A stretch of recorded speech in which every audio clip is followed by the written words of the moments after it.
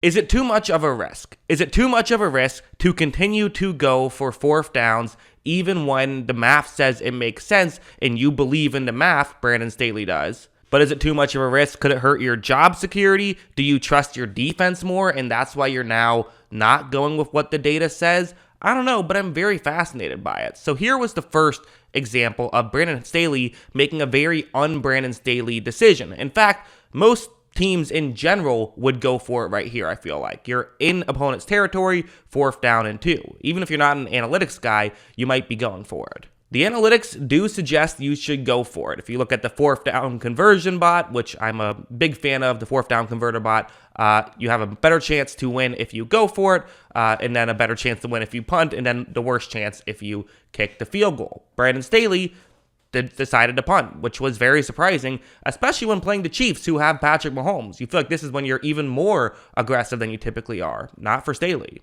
Going over to the next play, we would see nearly an identical situation, but with a little bit of less time on the clock. That's kind of the one main difference, is now there's just a minute left in the half. Again, it benefits them to go for it. They have a better chance to win if they go for it than if they do not, with that 60% success rate. And you have to think with Justin Herbert, you actually have a better than 60% success rate. So you always talk about, well, these algorithms don't account for a game situation. In my opinion, the game situation should make you more likely to go for it, not less likely to go for it. And even this one was less of a surprise, definitely, but still, you could have gone for it if you wanted to. It's a fourth down and 4, and you are in your own territory at around the 30. So this is one of those. I'm not shocked that, a head coach does not go for it here. The math does say to go for it. It's not a massive swing, but the win percentage is higher if you go for it. And again, you feel like if you have Justin Herbert, you have a good chance of getting it. But I can understand the logic in not going for this one.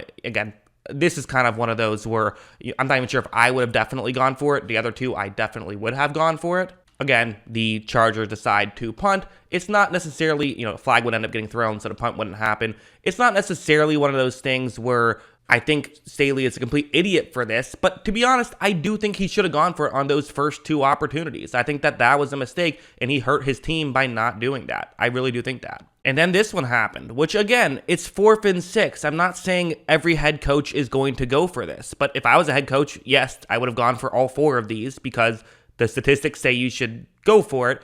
Again, for this one, this is what the fourth down converter bot says. You should go for it, so I would have gone for it, especially one, I guess this one's the one maybe I wouldn't have gone for, right? Herbert's a little bit banged up right now. He's trying to fight through it. I can understand the logic in punting here because he isn't 100%. The other 3 I would have gone for. The first 2 I think shouldn't have even been a question. They're just, you go for it.